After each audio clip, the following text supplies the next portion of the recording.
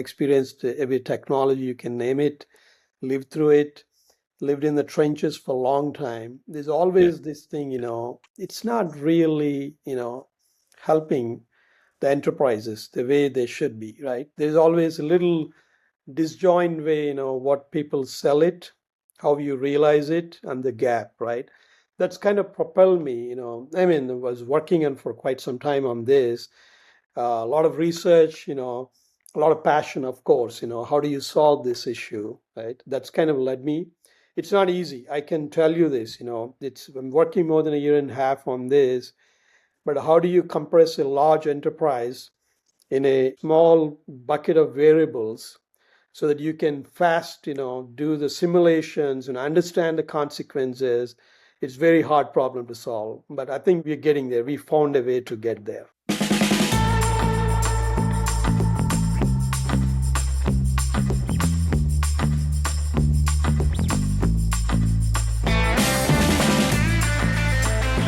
Joining another edition of The Never Ending Climb for Stronger Supply Chain and Procurement. Today, I have the great pleasure of being joined by Jay Koganti. Now, Jay, for those of you that don't know him, he is a passionate supply chain operator and transformation leader, currently working on a stealth startup. Those always sound amazing. I think it's the word stealth that just really gets us. Jay, thank you so much for joining us today. Thank you so much, Sean. I think really appreciate the opportunity. We've been talking and finally we found each other on time, and really appreciate the time and energy and focus we're giving on this topic today. Thank you. Love it. Yeah, talk about passion. You get a couple people that are passionate about supply chain and procurement, and I call it the never-ending climb, to leave it better than you found it. Everybody's talking about artificial intelligence, and you've been talking about causal intelligence. I'd love for you to share more about that. Sure. Yeah, I think it's, if you look at the biggest advances in artificial intelligence, right, past few years, whether it's language models, even before that, or what we call neurosymbolic models, in supply chain space, we always know the algorithms, right? Optimization algorithms, starting from even iLog, which is almost 2 decades back, we are all familiar with that. So I think what really shifting now, we are seeing limitations, even though the great advances in, the language models, but we know they hallucinate, right? Not always, to the point, and also they're not really in touch with the reality, right? It's all, created, thing. The causal intelligence, in a basic way to speak about, is there's a guy called Julia Pearl, right? Julia Pearl actually triggered this whole causal ideation almost a decade back, right? The idea here is very simple: cause and effect. When you look at how the world moves, is there's always something causes and it affects something, and that relation is very evident how things move together, right? That's the causation. But when you think about correlation, that is typically most AI operates, they're kind of they're thinking about 2 data points, how they move in the same direction, not necessarily they're connected to each other. So in a simple example, I will give it, this is one of my article as well on Substack. So when it rains, typically people say, umbrella sales will go up, right? That's a correlation, but not necessarily they both are connected. They're not causation. You might buy an umbrella without even a rain, right? Or you might not. So I think that's the biggest difference. The causal intelligence is becoming a very dominant field now and for next decade. So a lot of my work is now focused on how to bring that into enterprises. I hope that explained, a little bit complex topic. I hope that explained it. I think that's a great way to talk about it. And I think one of the things that is easy to overlook is that every large language model is not driven by causation. They are driven by correlation and weights and mathematical associations of probabilities. And I think the causal, what actually causes something, is one of the trickier things to get to. And so I really appreciate the emphasis on what caused this? What was the root cause? What was the trigger? What actually made this happen?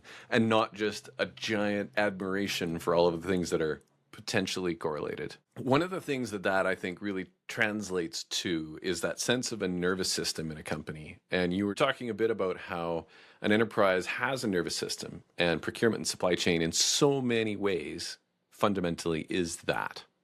There's the communication across teams, but the what you're buying so that you can make something, so that you can sell it, get that to your customer. I mean, that's really the fundamental for most physical good companies, and even for service-based organizations to an extent. Yeah, absolutely, absolutely. So the way I think, it's procurement is central to value chain, right? I mean, it's becoming more and more important, especially in the kind of volatility we're seeing it, whether it's a geopolitical or even, the economic factors and everything together. Procurement is almost becoming a central pillar for the value chains. The way we're thinking the procurement in a broader value chain slightly differently from a traditional way of looking at. If you recall, I mean, a decade back, anyone in the supply chain, procurement, any function, how to represent their function, the first picture always pops up is a gearbox, right? The wheels turning, the gearbox is a good representation of the supply chains in general, right? But I think it's a far from the reality, right? So it's not like a precision of a gearbox we operate. The reality is completely different. So the way we conceive, the way we see, enterprise function, more of a what I call causal field. You could also say our human nervous system in a way, right? So how we take different, stimuli, how we respond, variety of factors that could influence it. It's a completely different way to, different metaphor, different ways to see and actually design a system in a different way. And we adopt a lot of ideas from complexity science, right? It's a complexity science, bringing in new advances in artificial intelligence, bringing together, treating almost like a procurement function as like a human nervous system, right? That's how the whole idea is conceived, and we are building the product on that. So I think that gets into insights and actions, and how when we understand something, we see something being caused, what does that mean to go and now address it, right? So you'd use the word propagation, right? And you were talking about supplier risk as one of those examples. Can you tell us a little bit more about how you see that creating ripples through the team? Yep. I mean, supply risk is a great example. If you look at traditionally, right? I mean, I've been, living through that for years. Supply risk, it shows up as a number typically, right? This is a number on a supply risk. There's a heat maps, you look at different supplier, packaging suppliers, your chemical suppliers, right? Or your strategic suppliers, or, tail end. So there is a method and mechanism we historically created. But the real challenge for the enterprises is, how do you really see the risk propagating many layers of enterprise? Think about, there could be a small supplier, but it's part of a category. There's multiple suppliers available, right? The risk is somewhat, medium to high because of, its reliability and other factors. Then there could be a glass, or a tube where you have a single supplier, or everything is concentrated risk. It could be a little medium and high, but they're not exactly same, right? Because in a typical supply scorecard, you kind of you just put everything as a number. So the way we think about risk from a causal intelligence standpoint, how it propagates. So taking that supplier risk in terms of how it turns into which products actually going to be impacted by that supplier risk. What is the revenue impact? What is the margin impact? What is the EBITDA impact? How the risk could propagate, and what is the confidence level. That's a different ways to see. And also, if you bring the time into the factor, right? So if there is a real risk coming in, what is the time to respond to that? So those things typical, your scorecards, dashboard, they don't show up, any of that. So our fundamental premise is how do you take a risk, propagate across the enterprise, and see what are the interventions you could influence ahead of that risk really manifesting. I think this is when you can see it coming, you can do something Yeah, about it. And yeah, so creating the conditions where you can see things coming before they land right, on your doorstep, right, right? If exactly, you were on your way to, I don't know, say a soccer World Cup and you wanted to rent a car and you had a reservation, you know, maybe as a car rental company, seeing that, hey, we might have increased demand, we maybe need to double check that we're going to have cars for all the right, reservations. That kind of right, supply demand, as an example, is one of those with a cause of increased demand coming in, or a spike of demand, then we can do things about it before the day of, rather than trying to figure out what to do on the day of. right. Speaking for a friend, not for myself. Yeah, Yeah, right. I mean, that's a good a little bit of example. foresight, you can see stuff coming. We don't need to be able to see around corners, we just need to be able to see little ways down the road. Yeah, yeah, There's an opportunity to get into, we all know AI needs guardrails, but you were talking about causal guardrails. What do causal guardrails mean to you? yeah. I mean, this is a big topic again, right? AI guardrails, both enterprise, societal level. There's a little bit of anxiety, a lot of people carrying. So one of the thing, AI agents are great, by the way, right? They optimize, they automate. Procurement is a big use case. I'm saying, so much of energy and opportunities really in that space.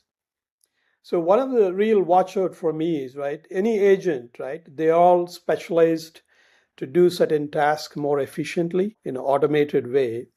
They probably can impact your cost efficiency. But typically what happens, any optimization, when you try to do in a narrow area, you don't know the consequences in a big enterprise level, right? A good example is you might say, I'm going to consolidate suppliers from 50 to 10. So I got a volume so that I can bring down the cost, I can payment terms, I can change, I could influence on all of them.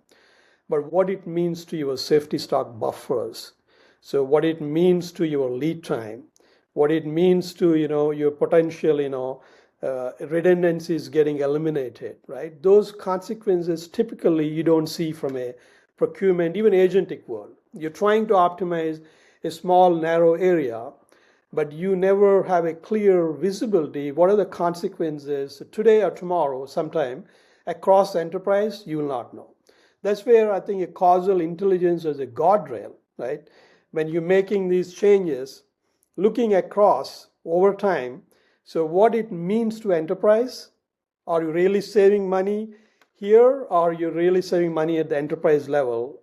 So that's a Do we missing link we are trying to do bring it do in. we do we save 10 cents a ton here on transportation and cost ourselves $1 a ton over there on demurrage and Well, storage, yeah, right? yeah, Yeah. exactly. Yeah, That kind of understanding the whole, not optimizing for a piece, is one of the things that's yeah, particularly difficult in large organizations, because things are so compartmentalized. They're so spread out right. amongst different departments, and sometimes they don't even talk to each other. Um, No, what what I what I want to emphasize, because it is so critical, and I think it's a bit like one of those motherhood and apple pie statements, right? Everybody yeah, agrees we do it. Doing it uh, well is hard. And what I and like having a about what you're mechanism. emphasizing is the causal intelligence around what causes what. What is the Yeah, cascade? What dominoes are going to get knocked over if we push that one over? that's right.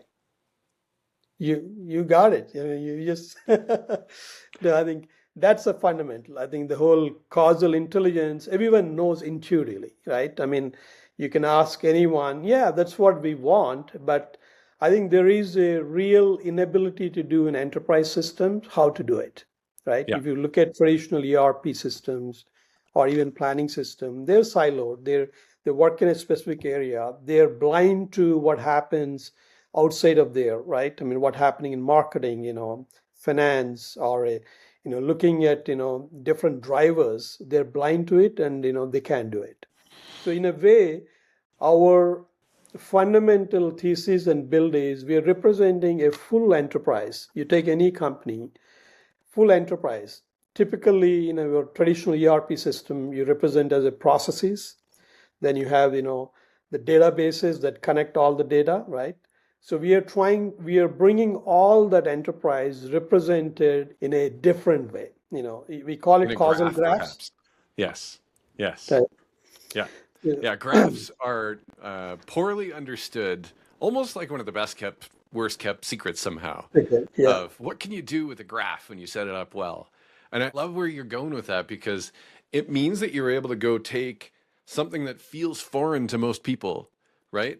And you're able to go make it more real. It starts to Right. create that cross Yeah. departmental intelligence that's so important for teams. When sales goes and does this, it means supply chain and then procurement need to do that, and then manufacturing and your suppliers need to do these other things. And if these guys are jumping up and down, then guess what? There's something called the bullwhip effect that might be, making some people do cartwheels at, on trampolines out the back way. And hopefully they don't get bounced off the trampoline. And I think this is the Yeah. range of flexibility. I think we were just before we jumped on, I was talking about like Chicago, right? Some people, I avoid flying through Chicago anytime I can if I'm going to connect because, it can take 45 minutes to walk Mhm. from one end to the other or more, right? And if it's real busy, good luck trying to run. Oh There's yeah. just too many people. Yeah. And sometimes flight schedules might even suggest Yeah. trying to do a 30 Yeah. minute connection through there. I don't even know how or why, because unless your gates are right next to each other, that's just Yeah. not happening. Yeah. And so leaving a buffer of, minimum an hour and a half for a little bit of No, it's not weather, a little happening. bit. I mean, if it's winter, it's snowing. And if it's summer, there's, thunderstorms and there's always something or somebody's on strike. I mean, it's not Europe, so it's not always somebody on strike, but I mean, it's Chicago. And so leaving that buffer is such a Yeah. perfect example Right. because I know that I get super passionate about this because sometimes I'll call it some people who look at things just from an accounting cost per X kind of view, cost per unit. They're like, hey, we could save lots of money if we move to just in time and we shrink our buffers and we shrink our inventory. And then you go, right. And then you have like, I don't know, say real life happen and you're outside Yeah. of your buffer. And then what? Your cost of recovery is how much? Yeah. And I think that causal view and that nervous system that you're talking about, I love where you're going with it because it is so necessary. It is so easy for one department to over That's optimize for one part rather than the yeah. whole. One of my other favorite stories, Jay, and I hope this serves you, and I love to share this again because it's so powerful, right? If you think back to a period of supply chain disruption where supply was constrained, the default reaction for most procurement teams was make sure you send me the product, but don't increase the price too much because we've Yeah. already agreed on the price. Now, when most of the market does that, and one of the players in the market, talking about causal relationships, comes out and says, "Hey, listen, guys, I don't care about the price. Ship me double." Guess who gets the product? Fast Yeah. forward 6 months, guess who has the market share? And I Yeah. think this Absolutely. is really the example of the cause and effect relationships of procurement's natural reaction in the absence of, call it the type 2 thinking, right? They're out Yeah. there, they're trying to say, hey, keep the prices down, don't increase the prices, we need savings. Yeah. Meanwhile, sales is like, ah, shit, I don't have any product to sell, right? Yeah. Because they shipped it all to the guys who were willing to pay a That's little more, reality. Yeah. right? This kind of Yeah. causal impact is so powerful for an organization across the whole thing. So I love that, like, we need so many more people out there talking about this, helping make this happen. I love that you're doing this, and I hope that example can serve you too. And I know that there's other folks that are out there Yeah. thinking like, causal, what do I do with this? How could I apply it? What does it Yeah. mean? So anyway, like I said, two guys passionate about making a stronger supply chain, stronger, Yeah. not cheaper, right? Yeah. Um, Absolutely. Absolutely. No, that's a great example. What you just said, it resonates so well, my past experience and also what we are trying to do, Sean. I think one word, it's always, keep coming back to me. There's this science fiction writer, Frank Paul. He once said, don't predict automobile, predict traffic jams, right? So that's so real, right? I mean, even we are living through that. Think about, the EVs emerging as a big factor, but no one thought about the batteries, no one thought about the energy, right? So I think, is always we miss, second and third order consequences. We just see what is in front of us. Very hard to see, two steps, above, below. It's very hard to see it. That's the Yeah. enterprise, reality today. We're kind of everyone stuck in their own box. They can only see what is there, not, beyond that. Yeah. 100% agreed.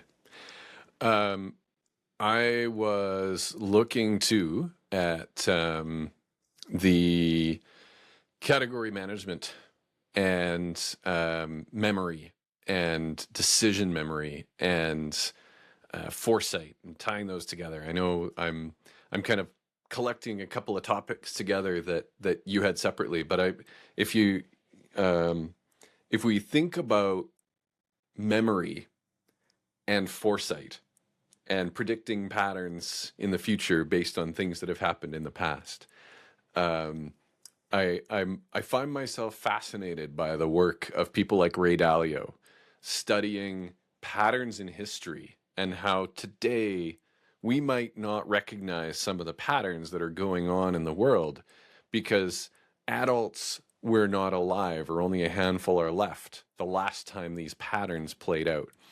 And so whether it's economic or geopolitical or in business or all of these other patterns, they might feel new and different, but in so many ways, they're actually just echoes of what's happened before, but perhaps not in our adult working lifetime. And so if I tie those together from some things that I know you're passionate about, I feel like that memory and foresight really play together in such Yeah. important ways that causal really gets to the root of. Right. That's one of the, I would say, fundamental arc in our product. Two things I would talk about. One is memory. If you think about enterprise memory, if there is something called like that, right? It doesn't exist today, right? It's probably in the back of the paper napkin or some PowerPoint deck. It's lost. A lot of times when you're making a critical, a financial consequential decision, right? You're selecting a suppliers, right? You're consolidating suppliers, or you're finding a new material, right? There are a lot of different ways. What is behind the decision, right? Where it is actually, we discussed in a meeting room. There's a, then what is really behind it? It's hard. No one. Even 2 years later, if everyone is looking for why did you make the decision? Who made the decision? Very hard to track it. So one of the things we're trying to create, it's a big change management as well, right? Causal memory, we call it. So there's a causal decision and causal memory. This memory is in a way your enterprise DNA, right? It's going to stay there. And also this is the way to inform machines to learn from it. As AI, it could hallucinate, it could give the decisions, but guess what? If it knows historically you made this decision based on these assumptions, right? And this is what worked well, this is not, then it get smarter and smarter, and it actually get better, right? That's one big thesis on this. Yeah. The second part, you touched upon the foresight part, right? I mean, this is a reality today. If you look at enterprise, I would say 80-20 split. 80% of our time today, right? The firefighting, diving catches, that's where most enterprises, right? Today. Foresight or looking, strategy that looks great on paper, but hardly anyone really spend any time, right? I mean, I need to hit my quarter, this is my target, so on and so forth. So the way we think about it is we don't think, that your execution, today's execution, tomorrow's strategy, day after tomorrow's, foresight, they're not like three different boxes. They're not linear. So the way we construct the entire platform is, we call it recursive planning. Recursive planning as a connecting thread. If you're making today an execution decision, probably you should inform your strategy and foresight, vice versa. You're thinking 3 years ahead, there's some new technologies coming, a new competitor is coming in. That should actually start, informing what you should do today, right? So that's why we kind of connecting, both threads. And category management is a big part of that. That's a real example. I want to talk a little bit about that. If you look at today, a lot of category management is all about, what is a category spend, right? How many suppliers, you do Pareto analysis, how do I optimize it? It's all about today, right?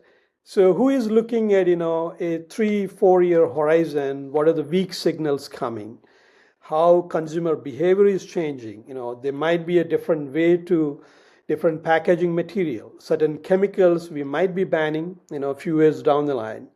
Some suppliers might be going out of business. So these kind of views very hard to bring today in a procurement category management because we are so tied into today, right? So that's one big part of our solution is also while you're doing today execution, how do you really bring from the future so that you can embed and incorporate into the current ways of working? I think there's a word that I think would serve you, Jay, and it's epistemology.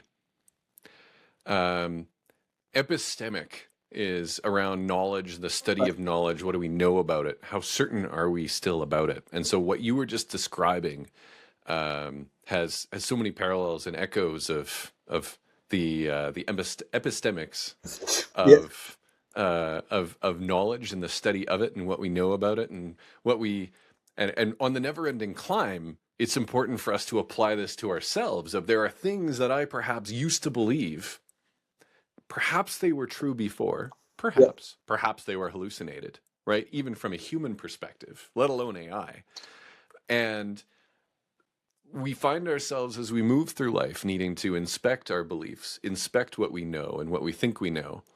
And in the words of a musical artist, we know not a damn thing at all. And I think when we we fast forward a little bit, being able to let go of those beliefs that no longer served us and identify those things that were not necessarily true, or maybe they were partly true or only true for a period of time and no longer so. And so the echoes of the never-ending climb for us as leaders, when we are building a better us to go and be a better leader and a better human, to create that change in the world that we want to see, for everybody that we know, love, and care about, whether it's our kids, our spouses, our Right. teams. It's so powerful, too, to apply that to enterprise systems. And what I really appreciate about what you're describing, Jay, is being intentional about that, being deliberate about that. It is so important because, well, we've always done it that way, is the default, right? Yeah. And so getting from the default to design and doing things not by default, but doing things by design that is current and reflective of the current reality and what we know and what we remember. And that as a system, one of the things I think most organizations are starting to wrap their arms around is this idea of creating and reinforcing these closed loop systems that continuously improve, which I know you're working on. And so, high five for doing that. I like to imagine I'm repeating back to you some of what you're describing, what you're doing. And I think there's something there because through that process, we create and reinforce the opportunity to not schedule a 30-minute connection through Chicago O'Hare. Because there was that one time Ted tried that and he spent the night in O'Hare instead of getting to where he wanted to that night, right? Because the next flight to Timbuktu or wherever wasn't until the next day. And I think there are so many opportunities to capture those moments and help the organization, help the enterprise learn and remember those moments of why you leave a buffer there, right? Because somebody somewhere else is going to come along and do that analysis and say, hey, you know what? We could make that more efficient if we just, made that an hour. And then you go, wow, you can barely get from one end of the terminal to the other in an hour. There's no buffer there. There's just walking time. Yeah. And then you can come back and say, hey, let's remember leaving more than an hour there is really, really important because, Exactly. right? Exactly. Remember that one time at band camp, and that's why we don't do it that way anymore, right? We could take that and we could move it to something that becomes an ongoing memory. And so long as that's true, and how do we know it's still true, right? I want to celebrate, Jay, that what you're doing is so important, and we need more leaders out there helping create that change in the world because it is so easy for Ted to be the person who looked after that, and Ted to leave, and Tammy to come in and say, "Oh, hey, I'll fix this." Uh-oh. And now the enterprise learns the same thing again, Yeah. the expensive way. Yeah. And let's not do that again. And I feel like that's one of those really important things that you're Absolutely. helping to address in a more durable way. Yeah. Yeah, I think it's my lived experience, Sean, right? I mean, I've been in the enterprise transformation race for more than a decade, right? I mean, experienced every technology you can name it, lived through it, lived in the trenches for a long time. There's Yeah. always this thing, it's not really helping the enterprises the way they should be, right? There's always a little disjoint way, what people sell it, how you realize it, and the gap, right? That's kind of propelled me, I mean, I was working on for quite some time on this, a lot of research, a lot of passion, of course, how do you solve this issue, right? That's kind of led me. It's not easy. I can tell you this, I'm working more than a year and a half on this, but how do you compress a large enterprise in a small bucket of variables so that you can fast do the simulations and understand the consequences? It's very hard problem to solve, but I think we're getting there. We found a way to get there. Yeah. And you worked for Deloitte, so you had to go through Chicago more than once, I'm sure. And this all maybe hits a little too Sure, close to many home. times. Yeah. Yeah, Yeah. yeah. I hope you're not going like, "Oh, there was that one time I was trying to get to Boston and aha," right? Yeah. Jay, Yeah. I really appreciate what you're doing, the way that you're showing up. You're leading, you're creating the change in the world that we want to see, and more hands helping create that change, more leaders out there leading the way, because there are so many organizations out there that need help. And I just want to make sure that we highlight and celebrate the work that you're doing, Thank you. to Thank you go for the help be the opportunity. change in Yeah. the world that we want to see. Yeah, absolutely. Absolutely. Yeah. I guess closing thoughts. Yeah. What, for somebody that's come through this and had never heard of causal intelligence before, Yeah. just to land the proverbial plane and keep the dad joke running, what would you want to come over the PA system and have everyone remember 6 weeks later after listening to this? Yeah, I think it will, the causal intelligence, I would say that's going to fundamentally alter the way we see the world, especially in AI space. I don't know, I'll start with AI, then we go to the enterprise. If you heard about the world models, right? That's Yes. now the next biggest revolution happening, right? Yeah. Jan Uh, LeCun has done some wonderful, wonderful work Wonderful there. work, He's right? really been emphasizing that. Yeah, I'm yeah, hoping that you're able to benefit from some of his learnings and contribute absolutely, to the, absolutely. yeah, that's Yeah. awesome. So I think we're kind of creating that world model for enterprise in a simple way, right? So we can really feel and sense enterprise as a vast causal field, both internal and external, and it's all connected. Think about it, connected graph. So every change everywhere, it will have a ripple effect somewhere, and the magnitude, direction of it, we are measuring and showing it. So it is a new way to orient enterprise decisions. So it's not just mathematical quantitative, it's a orientation, which direction you need to go, how to go about it. So that's kind of in a way causal intelligence about orientation. It's about decision confidence. It's about new ways of working in the enterprises. It sure is. And I think that's part of the never ending climb of getting better and stronger and smarter and leaving the world better than we found it. Jay, thank you so much for joining us today, and really appreciate your time. Thank you, Sean. Thank you for the opportunity. And if any follow-on questions for anyone, please reach me. I'm happy to, come back and see what we are doing here. Yeah. I'd Thank love you. it. And thanks for all of you watching. This has been another edition of The Never Ending Climb for Stronger Supply Chain and Procurement. We'll see you next week. Thank you.